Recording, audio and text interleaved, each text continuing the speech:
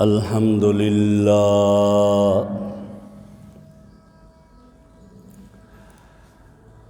الحمد للہ وکفی والصلاة والسلام علی سید الرسل وخاتم الانبیاء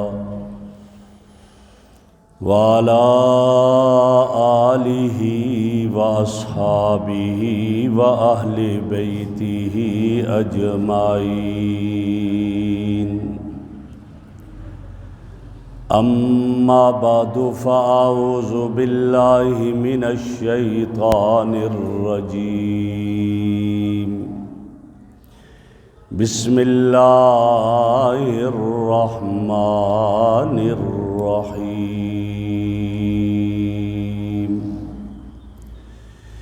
انا انزلناہ فی لیلۃ القدر وما ادراک ما لیلۃ القدر لیلۃ القدر خیر من الف شہر وقال رسول اللہ صلی اللہ علیہ وسلم من قام لیلۃ القدر ایمانا واحتسابا غفر له ما تقدم من ذنبه وقال رسول اللہ صلی اللہ علیہ وسلم تحروا لیلۃ القدر فی العشر الاواخر من رمضان صدق اللہ مولانا العظیم وصدق رسولہ النبی الکریم اللہم صلی علی سیدنا و مولانا محمد وعلی آل سیدنا و مولانا محمد واصحاب سیدنا و مولانا محمد وبارک وسلم علیہ۔ انتہائی قابل صد احترام بزرگوں اور عزیز دوستوں، رمضان المبارک کا دوسرا عشرہ اپنے اختتام کی طرف جا رہا ہے اور تیسرا اور آخری عشرہ جلوہ افروز ہونے والا ہے، اور اس میں کوئی شک نہیں کہ پورے رمضان کا خلاصہ اور نچوڑ اور پورے رمضان المبارک کا عطر وہ رمضان کا آخری عشرہ ہے، اور آخری عشرہ کا نچوڑ اور آخری عشرہ کا خلاصہ اور آخری عشرہ کا عطر وہ لیلۃ القدر ہے۔ اس لیے کہ لیلۃ القدر میں انسان کی جہنم سے چھٹکارے اور مغفرت کے فیصلے ہوتے ہیں، اس لیے لیلۃ القدر کو بہت ہی اہمیت حاصل ہے۔ اب لیلۃ القدر پہلی بات تو یہ ہے کہ رمضان المبارک میں ہے، اور وجہ یہ ہے کہ اللہ نے ارشاد فرمایا شہر رمضان الذی انزل فیہ القرآن، رمضان کا مہینہ وہ ہے جس میں قرآن اتارا گیا۔ تو گویا رمضان کا ماہ مکرم یہ قرآن کا ماہ مکرم، اور اب لیلۃ القدر رمضان میں کیوں ہے؟ اللہ ارشاد فرماتے انا انزلناہ فی لیلۃ القدر، ہم نے اس قرآن کو لیلۃ القدر میں اتارا ہے۔ پہلے فرمایا رمضان میں اتارا، اب فرمایا لیلۃ القدر میں اتارا، تو پتہ کیا چلا، نتیجہ یہ نکلا کہ لیلۃ القدر رمضان المبارک میں ہے۔ اب رمضان المبارک میں لیلۃ القدر ہے تو رمضان المبارک کے کن دنوں اور کس تاریخ میں ہے؟ پہلے عشرے میں ہے، درمیانی عشرے میں ہے، یا آخری عشرے میں ہے؟ تو قرآن کی تفسیر بھی کرتا ہے، اور کبھی قرآن کی تفسیر امام الانبیاء صلی اللہ علیہ وسلم کے ارشادات سے ہوا کرتی۔ تو اس میں جب ہم امام الانبیاء صلی اللہ علیہ وسلم کے ارشادات کی طرف جاتے ہیں تو ہمیں ام المومنین طیبہ طاہرہ حضرت عائشہ صدیقہ رضی اللہ تعالیٰ عنہا کا یہ قول ملتا ہے، جس سے صحیح مسلم میں نقل کیا گیا، اور اس میں آیا کان رسول اللہ صلی اللہ علیہ وسلم یجتہد فی العشر الاواخر من رمضان ما لا یجتہد فی غیرہ، کہ نبی اکرم صلی اللہ علیہ وسلم رمضان کے آخری عشرے میں جتنی عبادت میں کوشش اور محنت کیا کرتے تھے، آخری عشرے کے علاوہ ایسے نہیں۔ اب اس سے آپ اندازہ لگا لیجئے گا کہ میرے آقا صلی اللہ علیہ وسلم کی عبادت کا عالم رمضان کے علاوہ کیا تھا، کہ رمضان کے علاوہ آپ اتنی عبادت کیا کرتے تھے کہ فرمایا حتی یتورمت قدماہ، آپ کے مبارک قدم سوج جاتے تھے۔ اور قرآن میں ارشاد فرمایا، اللہ نے فرمایا میرے محبوب قم اللیل الا قلیلا، رات کھڑے ہو لیکن تھوڑی دیر کے لیے آرام بھی کر لیا کرو۔ یہ رمضان کے علاوہ ہے، اور رمضان میں آپ کی عبادت اور بڑھ جایا کرتی تھی، لیکن رمضان کے آخری عشرے میں باقی رمضان کے مقابلے میں زیادہ ہو جایا کرتی۔ یہ کون؟ آپ کے گھر کی ایک گواہی دے رہی ہے ام المومنین حضرت عائشہ صدیقہ رضی اللہ تعالی عنہا۔ اور اسی طرح جب ہم عفیفہ کائنات سیدہ عائشہ رضی اللہ تعالی عنہا کہ دوسرے قول کی طرف جاتے ہیں جو روایت نقل کی امام بخاری رحمہ اللہ نے صحیح بخاری میں، تو وہ یہ ہے کہ حضرت عائشہ رضی اللہ عنہ فرماتی ہے کان النبی صلی اللہ علیہ وسلم اذا دخل العشر الاواخر من رمضان، جب رمضان کا آخری عشرہ داخل ہو جاتا تھا تو آپ صلی اللہ علیہ وسلم شد میزرہ، آپ اپنی کمر کو کس لیا کرتے تھے، وَأَحْيَا لَيْلَهُ، اور پوری رات جاگا کرتے تھے، وَأَيْقَظَ أَهْلَهُ، اور اپنے گھر والوں کو بھی جگاتے تھے۔ آخری عشرے میں کمر کس لینا، کسی آدمی کی کوئی محنت والا کام کرے تو وہ کہتے ہیں کمر کس لی بھائی، اب کمر مضبوط کر لو، تو آپ آخری عشرے کے لیے کمر مضبوط کر لیا کرتے تھے۔ اس سے پتہ چلتا ہے کہ آپ کتنا آخری عشرے میں عبادت کرتے تھے۔ ایک یہ، دوسرا وَأَحْيَا لَيْلَهُ، ویسے بھی آپ رات کو جاگتے لیکن آخری عشرے میں آپ کا جاگنا اور ہی حیثیت کا ہوا کرتا تھا۔ اور صرف اکیلے نہیں، وَأَيْقَظَ أَهْلَهُ، اور اپنے گھر والوں کو بھی جگاتے تھے، بھئی آپ بھی اٹھو۔ تو آپ اندازہ لگاؤ کہ جب وہ گھرانہ پورا آخری عشرے میں عبادت میں مشغول ہوگا تو پھر کیا رحمتوں کا نزول ہوگا۔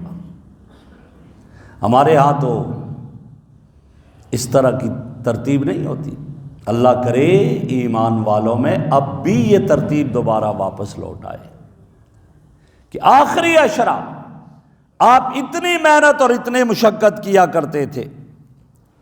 اور پھر ایک اور روایت میں، وہ بھی ام المومنین حضرت عائشہ صدیقہ رضی اللہ عنہا سے منقول، آپ صلی اللہ علیہ وسلم نے ارشاد فرمایا، مشکات شریف کی روایت ہے، تحروا لیلۃ القدر فی العشر الاواخر من رمضان، فرمایا لیلۃ القدر کو تلاش کرو رمضان کے آخری عشرے میں۔ تو اس سے پتہ چلا کہ لیلۃ القدر رمضان کے آخری عشرہ میں ہے۔ جب رمضان المبارک کے آخری عشرہ میں لیلۃ القدر ہے تو پھر آخری عشرہ تو ایسا آدمی کو فارغ کر لینا چاہیے کہ اور کوئی کام نہ ہو، بس اب میرا کیا کام ہے؟ میرا کام یہ ہے کہ میرے رب کی دہلیز پہ پڑے رہنا، اسی کے دروازے پہ پڑے رہنا، یہی میرا کام ہو اور کچھ نہیں۔ اور اس شخص کی طرح، اس آدمی کی طرح جس نے یوں کہہ دیا تھا الہی عبدک العاصی اتی علی بابک مقرم بالذنوب وقد دعاک ان انت تغفر فانہ اہل لذاک والا تغفر فمن یغفر سواک۔ اللہ آج تیرا بندہ سراپا گناہوں میں ڈوبا ہوا تیرے در پہ آ چکا ہوں، کسی اور کے در پہ نہیں گیا، تیرے در پر آ گیا ہوں۔ مقرم بالذنوب وقد دعاک، اقرار بھی کر رہا ہوں، کوئی آرگومنٹ نہیں ہے، کوئی بحث مباحثہ نہیں ہے، اقرار کر رہا ہوں، پاؤں کے ناخن سے لے کر سر کے بالوں تک گناہوں میں ڈوبا ہوا ہوں، لیکن تیرے در پہ آیا ہوں، تیری چوکھٹ پہ آیا ہوں۔ ان انت تغفر فانہ اہل لذاک، اگر تو معاف کرے گا تجھے ہی سجدہ ہے، تیرے ہی لائق ہے معاف کر دینا، تو ہی معاف کر دینے والا ہے۔ وَإِلَّا تَغْفِرْ، اور اگر تو نہ معاف کرے فَمَنْ يَغْفِرُ سِوَاكَ، اور کون سا در ہے جو معاف کرے گا؟ کوئی اور در نہیں ہے، جس در پہ میں جاؤں وہ تیرا ہی در ہے۔ تو اس آخری عشرے میں اس طرح اپنے رب کی دہلیز پہ آ جائے، پڑا رہے گا، میرا رب معاف کر دے گا اسے، وہ تو معاف کر دینے والی ذات ہے۔ اس نے کیا فرمایا؟ ان رحمتی سبقت من غضبی، میری رحمت تو میرے غضب سے بڑھ کر ہے، اس کی رحمت اس کے غضب سے بڑھ کر ہے۔ اس لیے اپنے رب کے سامنے گڑ گڑا کر رو رو کر دعائیں کرنی چاہیے، استغفار کرنا چاہیے۔ تو میں یہ عرض کر رہا تھا کہ لیلۃ القدر رمضان کے آخری عشرہ میں، اب آخری عشرہ میں دوسری روایت میں آتا ہے تحروا لیلۃ القدر فی الوتر الاواخر من شہر رمضان، رمضان کے آخری عشرہ کی تاک راتوں میں لیلۃ القدر کو تلاش کرو۔ اس روایت سے صاف ہو گیا وہ تاک راتیں ہیں، وہ کون سی ہیں تاک راتیں؟ 21ویں شب بھی ہو سکتی ہے، 23ویں بھی ہو سکتی ہے، 25ویں بھی ہو سکتی ہے، 27ویں بھی ہو سکتی ہے، اور 29ویں بھی ہو سکتی ہے۔ اور اس کو مخفی اسی لیے رکھا تاکہ ایک رات پر یہ شخص نہ تکیہ لگا کر بیٹھ جائے بلکہ ہر رات میں جاگے۔ اور کمال یہ بتا دیا کہ ہاں مسلسل بھی نہیں، ایک رات جاگو، دوسری سو جاؤ، تیسری جاگو، چوتھی سو جاؤ، 5ویں جاگو، 6ٹھی سو جاؤ، 7ویں کو جاگو، 8ویں سو جاؤ، اور 9ویں جاگ لو، اور 10ویں کو سو جاؤ۔ سونا تو نہیں، اس میں بھی عبادت کرو، یعنی ان میں خوب عبادت کرو۔ تو پتہ چلا یہ راتیں ہیں، ان میں کوئی ایک رات لیلۃ القدر کی رات ہے۔ ہم تو صرف 27ویں کو فوکس کر کے بیٹھ جاتے ہیں، نہ، صرف 27ویں بھی ہے، اس میں بھی جاگنا چاہیے، اس کے علاوہ جاگیں، 21ویں کو جاگیں، 23ویں کو عبادت کریں، 25ویں کو، 27ویں کو، 29ویں کو، یہ ساری راتیں ہیں، ان میں کوئی ایک رات ہے۔ یہ فرمایا یہ تو گھومتی رہتی ہے، کبھی 21ویں میں چلی جاتی ہے، کبھی 23ویں میں، کبھی 25ویں، کبھی 27ویں، کبھی 29ویں میں، یہ لیلۃ القدر۔ اور کیا مقام ہے لیلۃ القدر کا؟ قرآن کی پوری سورت لیلۃ القدر کی عظمت میں نازل ہوئی۔ فرمایا انا انزلناہ فی لیلۃ القدر وما ادراک ما لیلۃ القدر، تجھے کیا معلوم لیلۃ القدر کیا ہے؟ اس سورت کا شان نزول ذکر کیا مفسرین نے کہ نبی اکرم صلی اللہ علیہ وسلم بیٹھے ہوئے ہیں، آپ کے صحابہ بھی تشریف فرما ہیں، یوں کہہ دیجئے جیسے چاند ستاروں کے جھرمٹ میں جلوہ افروز ہو۔ آپ نے بنی اسرائیل کے ایک شخص کا تذکرہ کیا کہ 1000 مہینوں تک وہ عبادت کرتا رہا، دن کو جہاد اور رات کو عبادت، دن کو روزہ اور جہاد، رات کو مصلی پہ کھڑا ہونا۔ یوں کہہ دو کہ فرسان فی النہار रुहबानुन फिल लैल, दिन को तो मुजाहिद घोड़े की पीठ पे हैं और रात को मुसल्ले पे खड़े इबादत कर रहे हैं। दिन भी इबादत में, रात भी इबादत में। हजरात सहाबा किराम इबादत के मामले में बड़े ही हरीस हुआ करते थे। दिल भर आया, उदास हो गए, अर्ज की या रसूल अल्लाह, फिर तो हमसे वो लोग आगे बढ़ गए, हम उनका मुकाबला तो नहीं कर सकते। हमारी उम्रें 60 साल, 65 साल, 70 साल, 80 साल, 90 साल ज्यादा हो गई, हाँ कम तो वो 100 और 120 तक चली जाएगी। औसत जो हमारी उम्रें हैं वो 60 और 70 के दरमियान हैं, और वो तो इतने महीने इबादत करते रहे, वो तो हमसे आगे बढ़ जाएंगे। मेरे आका का दिल भी भर आया, मेरे आका भी उदास हो गए। मेरे रब को मेरे महबूब का उदास होना बर्दाश्त ना हो सका, आपके यारों का उदास होना भी बर्दाश्त ना हो सका। जिब्राइल, जी रब्बुल आलमीन, जाना आज फर्श पे मेरा महबूब उदास है, बशारत दे दे, महबूब के यार उदास हैं, उन्हें खुशखबरी सुना दो, उदासी दूर कर दो, उन्हें कह दो मैं तुम्हें ऐसी रात अता करूंगा कि जो पहले किसी को अता नहीं की है, और इसमें जो इबादत करेगा उनसे कई दर्जे आगे बढ़ जाएगा। जिब्राइल अमीन आ जाते हैं, मेरे महबूब आपकी उदासी रब को बर्दाश्त ना हुई, आपके यारों की उदासी रब को बर्दाश्त ना हुई, अल्लाह ने मुझे भेज दिया है और ये कुरान की सूरत देकर भेजा। इन्ना अंज़लनाहु फी लैलतिल क़द्र, हमने इस कुरान को लैलतुल क़द्र में उतारा। वमा अदराका मा लैलतुल क़द्र, आपको क्या पता लैलतुल क़द्र क्या है, अज़मत क्या है। लैलतुल क़द्र खैरुम मिन अल्फ़ि शहर, 1000 महीनों से बेहतर है, और 1000 महीनों के 83 साल 4 माह बनते हैं। गोया कोई शख्स एक रात में इबादत करेगा, 83 साल 4 माह बन जाएंगे, इतनी इबादत का अजर मिलेगा।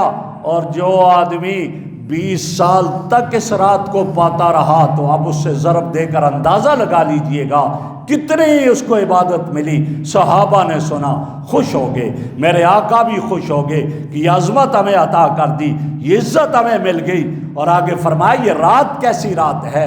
वमा अदराका मा लैलतुल क़द्र, लैलतुल क़द्र खैरुम मिन अल्फ़ि शहर, तनज़्ज़लुल मलाइकतु वर्रूहु फ़ीहा बिइज़्नि रब्बिहिम मिन कुल्लि अम्रिन सलाम। इस रात में फरिश्ते उतरते हैं, जिब्राइल अमीन की क़ियादत में उतरते हैं, जिब्राइल आते हैं। जिब्राइल तो अंबिया पर आया करते थे, अंबिया पे वही लेकर आया करते थे, लेकिन रात की अज़मत यह है, अंबिया के बाद, आका के जाने के बाद भी जिब्राइल इस रात में उतरते हैं, फरिश्तों के साथ उतरते हैं। हाथ में झंडा होता है, एक झंडा खाना काबा पे गाड़ते हैं, दूसरा झंडा मस्जिद नबवी पे गाड़ते हैं, तीसरा मस्जिद अक्सा पे गाड़ते हैं, और उसके बाद ऐलान करते हैं फरिश्तों फैल जाओ, और फरिश्ते फैल जाते हैं, इस तरह फैल जाते हैं युसल्लूना अला कुल्लि अब्दिन काइमिन औ काइदिन, और वो शख्स जो खड़ा इबादत कर रहा है, जो बैठा इबादत कर रहा है, उनके लिए दुआएं ही दुआएं करते रहते हैं। इबादत करने वालों के लिए दुआएं करते हैं। जिब्राइल अमीन आते हैं, फरिश्तों के झुरमट में आते हैं, फरिश्तों की क़ियादत करते हुए आते हैं, और आकर हर एक से मुसाफा करते जो इबादत वाला हो। सैयदना हज़रत अनस रज़ी अल्लाह तआला अन्हु की रवायत है, इरशाद फरमाया इज़ा काना लैलतुल क़द्र नज़ला जिब्राइल फ़ी कुबकुबतिन मिनल मलाइका, जब लैलतुल क़द्र होती है तो जिब्राइल अमीन फरिश्तों के एक झुरमट में उतरते हैं। युसल्लूना अला कुल्लि अब्दिन काइमिन औ काइदिन, हर खड़े इबादत करने वाले और बैठे हुए इबादत करने के लिए दुआएं करते रहते हैं। और एक रवायत में आता है कि मुसाफा करते हैं। अब मुसाफा करते हैं, फरिश्ता तो नजर नहीं आ रहा, आदमी एक दूसरे से मुसाफा करे, हिस्सी चीज है, नजर आता है, महसूस होता है। जिब्राइल ने मुसाफा कर दिया, फरिश्तों ने मुसाफा कर दिया इस रात में, कैसे पता चलेगा? कुर्बान जाएं अपने अकाबिर पर, हर चीज को खोल कर बयान कर दिया। फरमाया हाँ, इसकी भी अलामतें हैं कि फरिश्ते ने इससे मुसाफा किया या नहीं किया, पता चल जाता है। फरमाया अलामतें क्या है? 3 अलामतें बयान फरमा दी। एक अलामत यह है, फरमाया कि वो तकशारत जुलूदुहु اس آدمی کے رونگٹے کھڑے ہو جاتے ہیں، جسم کے بال کھڑے ہو جاتے ہیں، اور جب جسم کے بال کھڑے ہوتے ہیں تو یہ اس بات کی دلیل ہوتی ہے کہ گویا فرشتے نے اس سے مصافحہ کر دیا۔ دوسری علامت کیا ہے؟ یرق قلبہ، اس کا دل نرم ہو جاتا ہے، دل میں نرمی آ جاتی ہے، اور کیفیت دل کی بدل جاتی ہے، محبت دل میں آ جاتی ہے۔ اور تیسرا فرمایا اس کی علامت یہ ہے دمعت عینہ، اس کی آنکھوں سے آنسو بہنے لگ جاتے ہیں۔ بس لیلۃ القدر میں جس کی یہ کیفیت ہو، یہ علامتیں پائی جائیں، وہ سمجھ لے کہ مجھ سے اللہ کی نورانی مخلوق نے مصافحہ کر دیا۔ میرے بھائیوں، اس رات میں فرشتے اترتے ہیں، لیلۃ القدر میں فرشتے اترتے ہیں۔ اور اس کو لیلۃ القدر کیوں کہا گیا؟ قدر کا ایک معنی عظمت، بلندی کا آتا ہے، اور لیلۃ القدر اس لیے کہا گیا کہ اس سے عظیم کوئی اور رات نہیں ہے۔ ایک معنی لیلۃ القدر میں قدر کا جو آتا ہے، اندازے کا آتا ہے، اور اس کو اس لیے کہا کہ پورے سال کے لوگوں کی عمروں کے، ان کے معاملات کے فیصلے اللہ فرما کر فرشتوں کے حوالے کر دیتے۔ اب جاؤ، اس کی موت کا فیصلہ فلاں تاریخ کو ہے، اس کی شادی کا فیصلہ فلاں تاریخ کو ہے، اس کی خوشی کا فیصلہ فلاں تاریخ کو ہے، اس کی غمی کا فیصلہ فلاں تاریخ کو ہے۔ یہ فیصلے ہو جاتے ہیں، فرشتوں کے حوالے رجسٹر کر دیے جاتے ہیں، اس لیے اس کو لیلۃ القدر کہا۔ اس رات میں یہ فیصلے ہوتے ہیں۔ اور تیسرا معنی قدر کا جو آتا ہے، فرمایا وہ تنگی کا آتا ہے، اور اس کو لیلۃ القدر اس لیے کہا اس رات میں رحمتوں کا نزول ہوتا ہے۔ اتنے فرشتے اترتے ہیں، اتنے فرشتے زمین پہ اترتے ہیں کہ یہ دھرتی تنگ ہو جاتی ہے، یہ تنگ ہو جاتی ہے دھرتی۔ اب اس رات میں مجھے اور آپ کو کرنا کیا چاہیے؟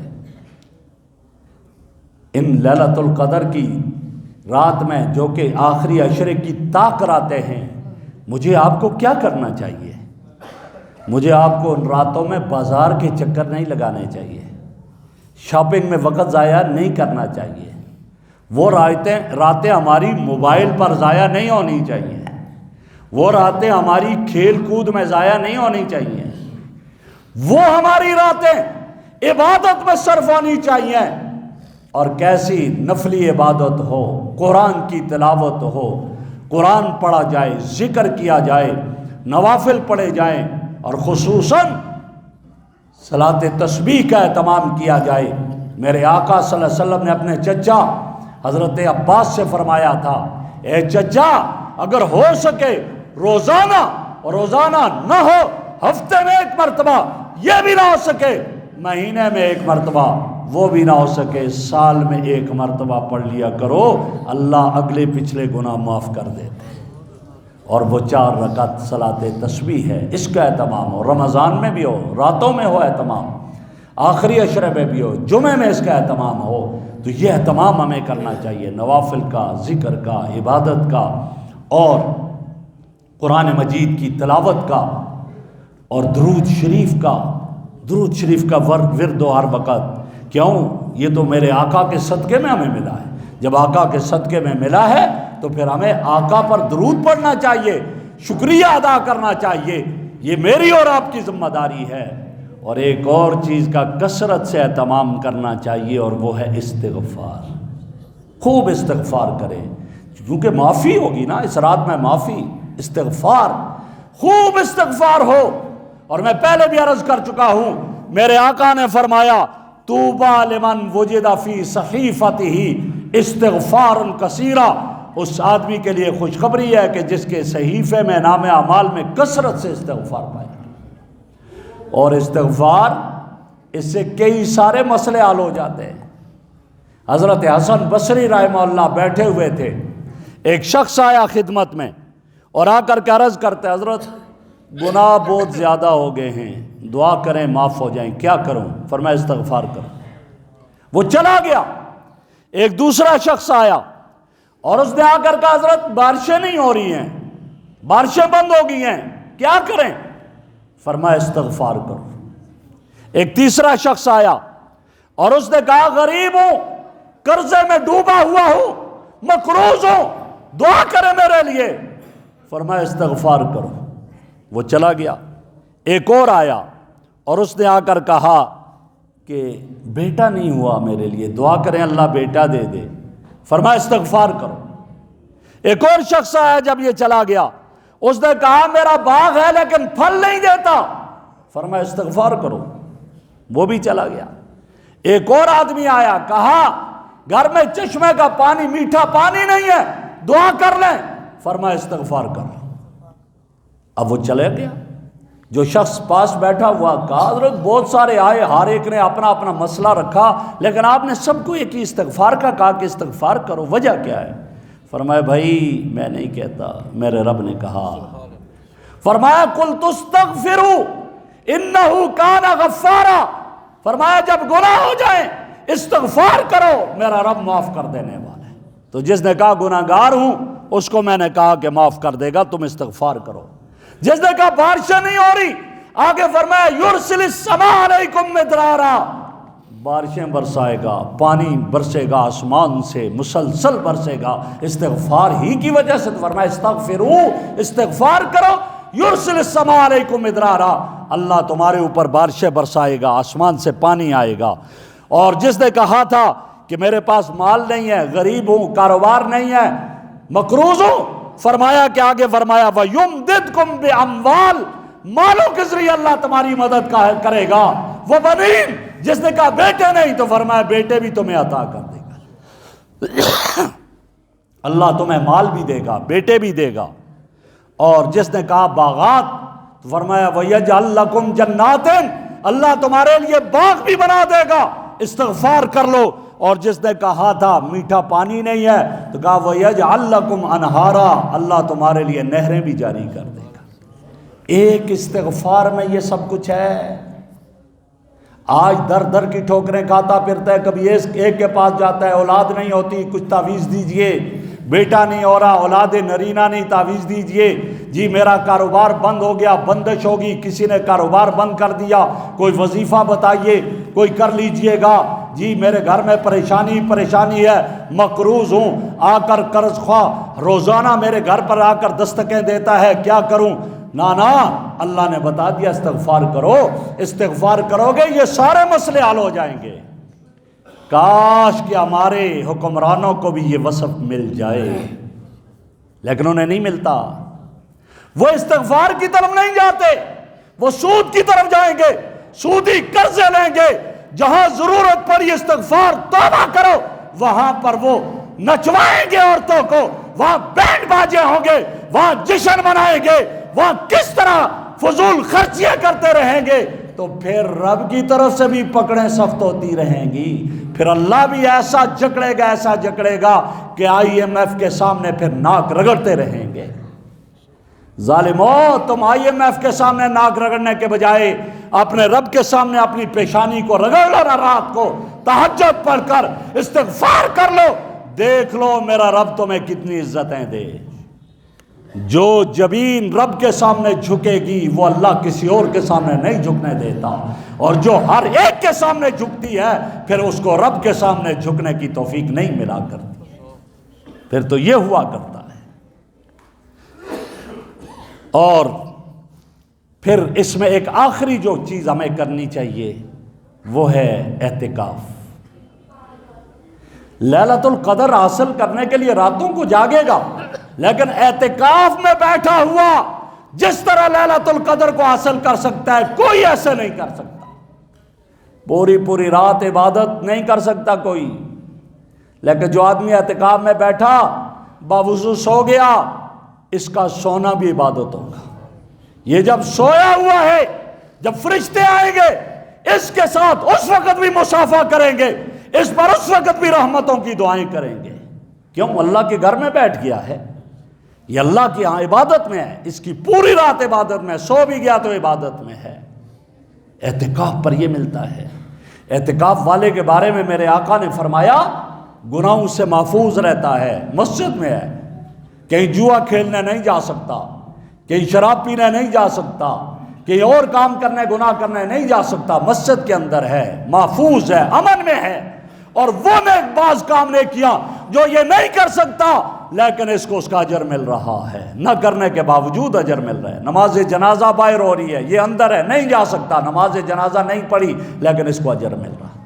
بیمار کی عادت کے لیے نہیں جا سکتا لیکن اس کو پھر بھی یہاں اجر ملے گا۔ یہ اعتکاف میں ہے، اس لیے آخری عشرے میں اعتکاف کا اہتمام ہو۔ مرد مسجدوں میں کریں اور عورتیں اپنے گھروں میں نماز کے لیے جگہ مختص کر لیں اور وہاں کریں، اور ضرورت کے بغیر وہاں سے نہ جائیں، اور یہ اس پر اللہ اجر عطا فرمائیں گے۔ اور یہ ایسا ہے، بس میں آخری بات عرض کر کے بات ختم کرتا ہوں، کہ جب رب کے در پر چمٹ جائے تو اللہ اس کو کیا دے گا۔